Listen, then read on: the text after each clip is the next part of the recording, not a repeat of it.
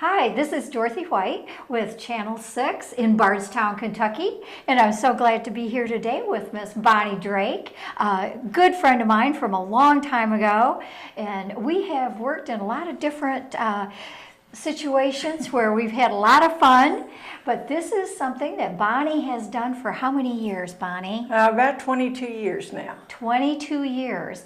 And when you started out, I know you were growing all your gourds, and this is called Gourd art. Yes, it's called Gourd art, and 22 years ago I really didn't know what a gourd was. And I just happened to stop into a store up in eastern Kentucky, and there was a painting on a gourd, and I asked them what that was, and they said, well, it's a log cabin. I said, no, what is it painted on? And they said a gourd, and then I had to ask the question, well, what's a gourd? Well, a gourd turns out to be part of the family that the pumpkin and the squashes and the gourds are all in that family. But the gourd is the only one, and this is what fascinated me why I got started. It's the only one that you can grow, and if you grow it right, it'll cure out into a piece of wood. And all these beautiful pieces. I know that you've made many over the years and taken a lot of different directions with it. And so let's just kind of start and go through from the very beginning. You first have the gourd grow in the garden. Yes. And then how long does that take to mature or get ready to do something with it? You plant them in May. Okay. And I did start in the garden, but then I went out and started growing 3 acres. Oh my goodness. That was quite a few gourds. But you start in May, you plant them as soon as you can, just like a tomato plant. As soon as you can get a tomato plant in the ground, get your gourds in the ground. Okay. And it's not until, and this is where people make the biggest mistake. You do not ever pick your gourds until after the first killing frost. Some people say, well, the vines look dead, but they still got some juice in them. And you're wanting those gourds to be on that vine at least 120 days. And if you get that, then they will cure out into a piece of wood, and then you can do all kinds of artwork. And people are amazed that this is something that had the skin and everything of a squash, but yet it's the only one that you can grow and cure out into wood. Wow. And it looks like you've got such a variety of pieces here. Can you kind of choose one and then take us from the beginning, how you started it and all the different steps you go through? Well, you know, in the beginning, of course, I was just growing them because I was fascinated. There were some of them that grew a foot a day. A foot a day? Oh, I mean, my gosh. if you took a chair, you would probably sit there and watch it grow. But anyway, so then I painted on canvas, and somebody said, well, Bonnie, why don't you do something on the gourd? Well, I didn't want to paint on the gourd, so I was trying to find my way of what I wanted to do. And then after I did some things, which one of them was, this is where it's burned. Your design is burned on there. And then you can paint the background. And so this is a very simple thing to do. And what kind of gourd is that? Do they have different names? That's a wren house gourd. A wren house If it was a big one that looked like that, that would be a martin house, and that's what the people want the martins to be. Okay, I actually have seen those where there's multiples and then all the birds fly in. And... Well, I'll tell you a funny thing on that. People go out and they pay a lot of money for those big martin houses, that are handmade, well, factory made. And they can't get the martin to go in, so they come to the gourd people to buy the gourds and hang one on each corner, and the martins will go in there, and then they go into the big house. So a lot of them depend on the gourd people to get their martins in. Now, why do they feel more comfortable with a gourd than they do with the little house, as long as it's a protection? I don't know, it's a natural, it's just Mother Nature. You know, the other smells like plastic to me, but you know, maybe the birds can smell too, I don't know. But anyway, so then I started growing different varieties of gourds, and then we have a state art program here in the state of Kentucky, one of the best ones in the U.S., and it was founded by Phyllis George Brown. Oh, wow. And so instead I happened to travel all over the U.S. and get stores to take your artwork, they come to you at the state show. Okay. And so you had to be juried in to the state art program. And Kentucky Crafted. Wow. And so I decided, well, I'm going to try. So the first thing I took up was this. and you had to Let's take see this 5 of them to Frankfurt. And so with the corn cob, I am classified a Kentucky folk artist. And so what I did, I have there's the rooster and the hen. She's on her nest, and then there she is with her chicks. And then finished it out with the corn cob. But when you get the corn cob here, that's true Kentucky folk art. Okay. But this is on a cannonball gourd. If you could see the top on it, it'd be the shape of a cannonball. So a lot of the gourds got their names from the shape that they're in. And you said there's an interesting thing about these tags that you have attached here. Can you kind of explain that to us? Well, it says Kentucky Crafted. Okay. And when you see this on a piece of art or, you know, something that, you know, maybe a quilt. Has been created. But it has to be made by that artist, and it has to be juried into the state program. Okay. And nobody else can do anything on my gourds. Except me. So, you know, I'm not assembly line, you know. So I have to work hard to get enough, you know, to be in some shows around here. And you were just in the Arts and Crafts for the Bourbon Festival, and how did that go? Were you happy with that? Oh, yes. Well, I thought over the summer I had made enough gourd art for the Bourbon Festival and the Arts and Crafts that's coming up. Right. And I sold it all at the Bourbon. Oh my goodness. So now I'm really pushing myself to get enough. But here's another cannonball. And look at this one. Oh, look how interesting this piece is. Now, what's neat about this is now most of my colors that you see are dyes, stains and dyes. Now, this, though, is ink. And we now have a lot of artist ink out there, and they're fascinating. I was just talking to the art teacher at Bethlehem, and she had just bought some ink, so the students there, they're going to be doing some of this art. But at nighttime, when I'm going to do, I call it my technique, it's a drip ink type thing, and you can do different things. And so at nighttime, I'll turn it over, and I select 3 colors. Oh, look at this from the back. Now there, it actually looks like a gourd. This is, you know, so many of them. Once you get done with them, then it's a piece of art. But And they do all start out as gourds. so I will drip 3 types of ink and let it run down. And then I go away, and when I come back in the morning, I'll see the designs and the colors that I got.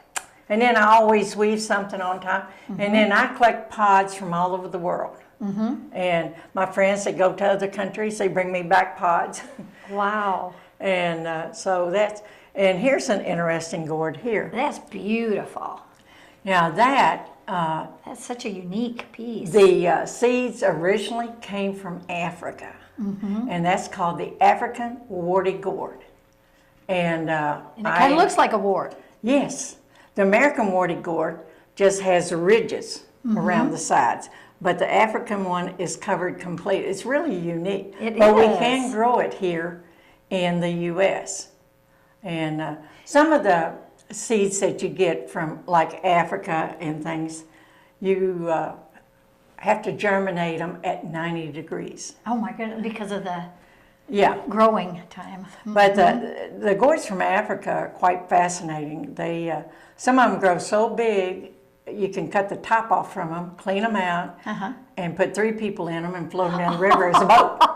So we don't have that big because our growing seeds aren't that big. But anyway, we do grow some of the African gourds over here. Of course, they're smaller in size than what they would have over there. But that's a beautiful piece. I think one of the things that people are fascinated by is this one right here. What kind of gourd is this? Well, that could have been a snake gourd.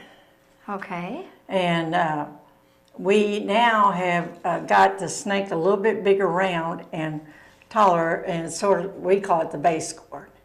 But originally it probably started out as gourd crossed with something. But this right here, a lot of people come up and they say, well, is that tobacco? And it's not. I tried tobacco, but when it dries out, it crumbles. Crumbles. And so this is your plant, philodendron. Oh my goodness. And that's what people say, philodendron. I said, yeah, when it comes up in the spring, it drops these shoots off. Okay. Okay. Well, I take those sleeves that fall off, and then I weave them on the gourd. Now, somebody said, well, I've never seen it that big here in Kentucky. Well, we don't have them that big here in Kentucky. But some of us go to Florida every spring Yes. to play golf. And guess what? Out on those golf courses, there's these big philodendrons. And so the women that I go with, they'll say, well, it's time to collect Bonnie's weeds. So we're running all over the golf course finding the philodendron. But once you have to bring it encased just like tobacco. And then you can weave it on there. It dries out. Now, it'll stay this way forever. And then there's a different pot on that one.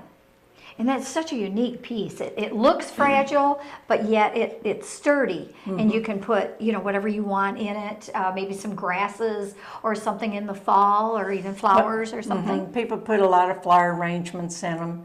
And the smaller ones that are more like a bow, they put their keys, and they just use them for different things. People collect a lot of different things. Sure. And one of the things that people always come up to me at the shows, they're looking for roosters or hens. So I have what you call the funky rooster and that's hen. that's this little one right here. Okay. And that's my funky. Now, if you look at him, he looks like a person working in an ice cream shop. I don't know why that hit me like that. Because of the color of the rooster. But I got them in solid black and black with red. And these are my collectible roosters and hens. So if you have anybody out there that collects roosters and hens, these are unique. This is my series. It is very And unique. next year I'll have some ones that'll look different. I only do 3 a year, and but next year will be 3 different ones. So, and this is pieces of gourds. Oh, okay. The body here, that's the body of a banana gourd. And then on top, that's a bottle gourd that's on top. That is so cute. Put them together, and there you are. You can come up with all kinds of funky art. I mean, there's no limit to the art that you can do. Well, on a and gourd. this is a beautiful piece for a teacher. Makes a lovely gift, that you might want to give to a teacher, a favorite teacher, or someone. And again, do you start this way? No. No. Okay. I start the other way. The drips go this way. What? And is this painted or stained? It's got a wash Oh, okay. on it. And Looks like you take a bite right out of it. yeah, a lot of people buy them for the teachers, but that is actually a variety of a gourd that we grow now. Now, up until about 12 to 14 years ago, we did not have this gourd. Because gourds sort of vanished. I mean, some people still use the dipper gourd by the well, but otherwise the gourd sort of disappeared. And this was found probably about 12 to 14 years ago, and it was found out in Santa Fe. And they used it as a box. They had cut the top off and they stored stuff in it. But the American Gourd Society, we all thought it looked like the apple. It does. And so we call it the apple gourd. But anyway, it grows that way. And some of them are taller, but they all look like an apple. And so that's been a very popular gourd that we started growing. And I love how intricate you've done some of these pieces. I mean, this is just beautiful, Bonnie. That is just, you can see the butterflies just practically fluttering right off. And is this a wash too then? No, that's a stain. Okay. Like I said, most of my stuff is a dyes or stains. And Everything then else these are that you see here. individually painted. Yeah. Okay. Yeah, I do finish up with some paint on it. But this is in right now. Okay. The butterflies. Sure. They're very, very popular. I do a lot of hummingbirds are very popular. Oh, my sister loved the birds. Oh, she did? Yes. I just got my sister some for her birthday. It makes such a unique gift for anyone. And with the Arts and Crafts Fair coming up here, oh my gosh, just a couple weeks. And are you ready? No. No. No. Well, But I'm getting there. You're getting and, there, okay. But I want to say one thing about the arts and crafts that we have here in Bardstown. Yeah. And I have been in a lot of art shows across Kentucky and in other states. And I love Bardstown Arts and Crafts, and I'll tell you why. One, it has a variety. the other thing is we have a big crowd, but like I've done St. James, Yeah. and you're wedged. Yes, it's You're too just crowded. wedged, It's and almost too crowded. people cannot get over to your booth unless they're on the outside. Mm-hmm. And so I want people to be able to get to my booth. Yes. So we have a lot of people that come to Bardstown for the arts and crafts show, and you can get to the booths. You can talk to the people. You can enjoy yourself. Sure. And that's the kind of art show I look for. Is one that still has a big, large crowd, but the people can get to you. Now, is that Friday, Saturday, and Sunday, or just No, Saturday and Sunday? Just Saturday and Sunday. Okay, so that would be the 15th and 16th then No, this year? No, 13th and Oh, 14th. 13th and 14th. Okay, Yeah. I had those dates down one We time. we set up on the 12th. Okay, maybe that that's night. my thing. You come up on Friday, Friday night and set up, and then Okay. we open up early Saturday morning. And like I said, I like it because there's such a variety of stuff there. They do. They do. And people love to come. And another thing about fall shows, people are starting to think about gifts for Christmas. Oh, absolutely. Absolutely. And any of these would make a lovely gift. And one I know that you have just started, maybe in the last year, because I don't think I had ever seen it before, is this. And can you tell us how you came up with that? Well, if you see how that fairy house is shaped, okay, then if you took it, you could probably put it on top of this. Oh, See, okay. this probably came up to here, Uh-huh. and then when I cut it off, I was really throwing them away. And then not too long ago, I set one right beside me on my work bench while I was working on something. Uh-huh. And just out of my corner of my eye, I saw it, and I said, you know, that looks like a fairy house, a hobbit house. It does. You know? It does. And so then I said, okay, wonder what a fairy house really looks like. And I love So I how came you have up with done my this. own design. And when you get one, you have the light and the fairy in there. Because And it comes complete with fairy. that's right. Okay. And then see, if you look on the inside, you can see I've got the Right. paint that glows. So Right. at nighttime, when you turn on that light, it glows, it illuminates through all the windows. So no Yes. matter where you look in, you can see your fairy. I know a lot of the young people, you know, the kids today, think that this is so much fun. And to have your little fairy right there with you, that is just very, very sweet. And would make a lovely gift for Christmas or for a birthday or anything special. But that's a very nice piece. And what kind of a gourd did that come off? You said the top of this one. Oh my gosh. Or it could have been, a gourd like this. Mm-hmm. You know, sometimes Mother Nature gives us her variety of a cross. Uh-huh. And when you get that, I think all the artists go for the gourds that are different. Right. And this could have been the top of a snake gourd. Uh-huh. But you can put your old world sandwich, you can do about whatever you want. Let's look at that face too, because you just have a darling face on here. The Santa is so cute, and I love his long beard that comes all the way down. And did you take art classes then to learn how to paint these, or is that something just over the years you just evolved into? That's what I've evolved into. Because that is just adorable. The only class I really took, I guess, when I started doing the gourds, was the weaving. Oh, okay. So that's like on top of these. Yes. Okay. And see, this is this style is called coiling. Okay. And you coil hold up a little with bit so we can see it. Danish cord, and you use wax sinew as your thread. Oh my gosh. And so you got to learn how to make everything come together and be right on it. So, Right. But it takes a while. People don't realize how long it takes for a piece of this, And so I try to coil at night Yeah. and listen to TV. I don't get to watch it, but I try to do that at night. But it's nice to have a project like that, I think, to work on while you're doing it. I know I do the same thing when I've got something going. And I know you have done a lot of different shows, or still doing a lot of different places. I know Berea was one of the places that you had shows for a long time. And over the years, how did that kind of evolve? How did you get into that?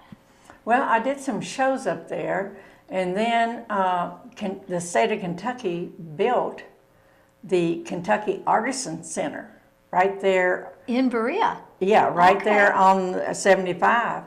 And everybody that's in there is a Kentucky artist. And I have been in there since the very beginning. I was selected from the Kentucky Crafted. And so that's been a nice venue, but I'm trying to slow down. I don't believe it. I don't believe it, Bonnie. Try to slow down. So I told them I can't do it because when they sent me orders, it was like 55 pieces and they wanted it in a month. Well, that's one thing I have noticed. This is Kentucky crafted, and sometimes they don't understand that means handmade.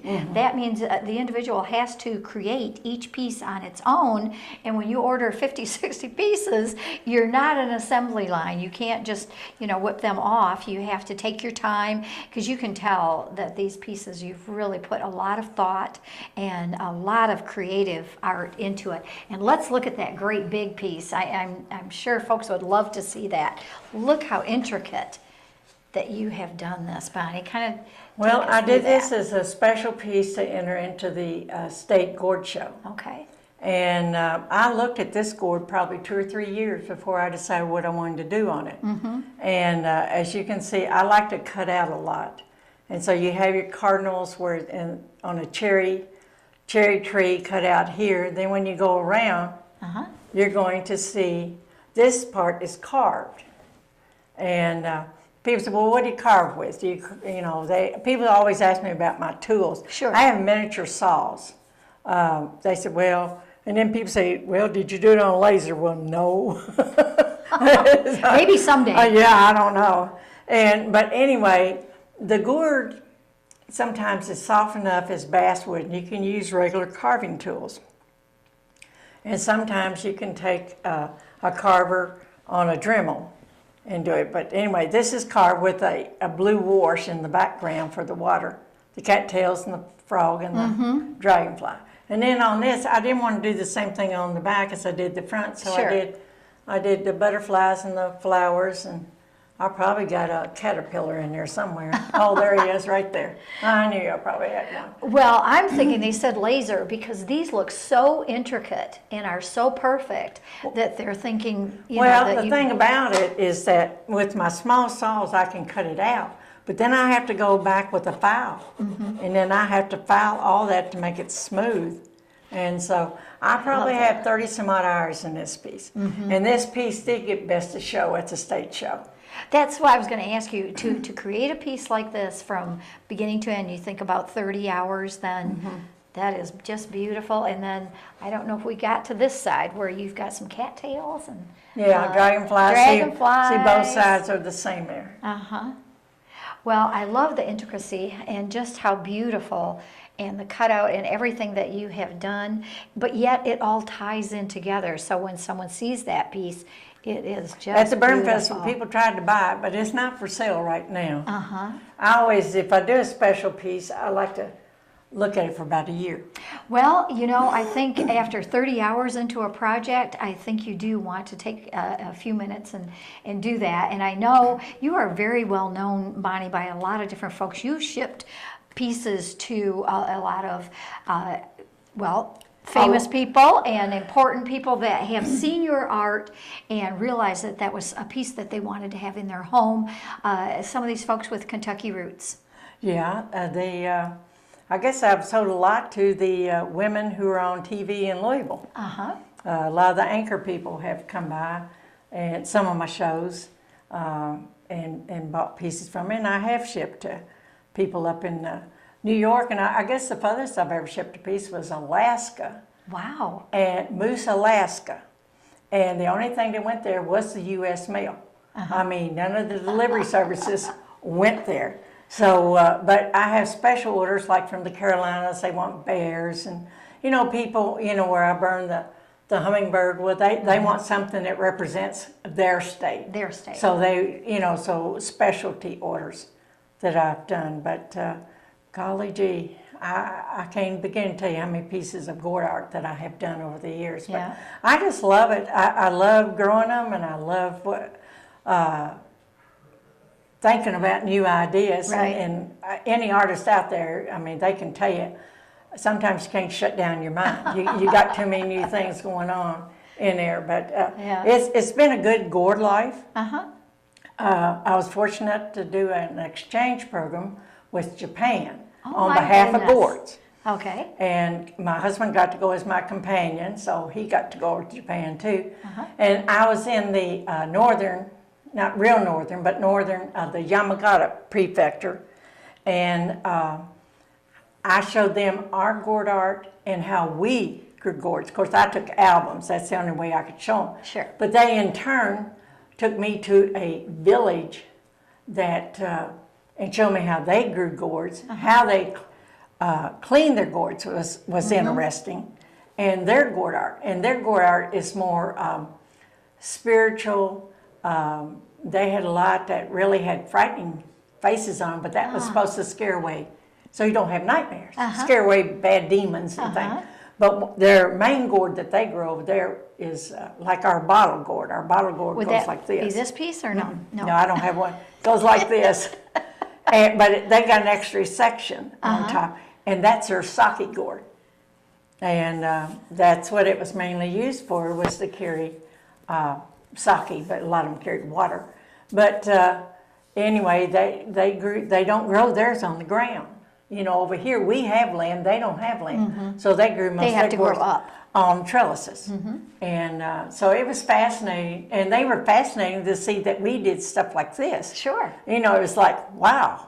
You know, they never thought of doing something else other than I brought a bunch back, and one of them, of the village that I was in, put on a 300-year-old play, so they had paintings on it from that play. And if you, like we buy souvenirs when we go somewhere, well, that's just, when you bought a souvenir there, you got, of course, they're writing, talking about that play. Sure.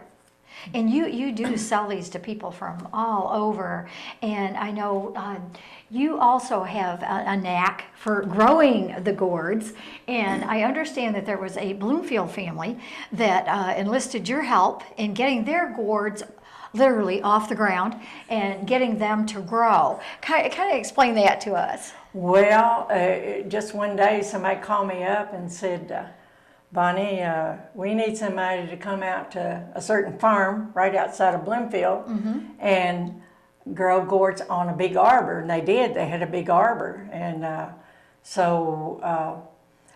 you know, I can't say the name, but he might have a lot of movies and TV shows. So I do get behind the black gates. Yeah. But anyway, I'm still growing gourds out there. But this year's been hard, and it's been hard on gardens because it's too wet and too hot. Too hot. And so it has developed some fungus. And so we're all fighting the fungus on things. And a lot of people's gardens didn't turn out because of that. But it's also affected the gourds.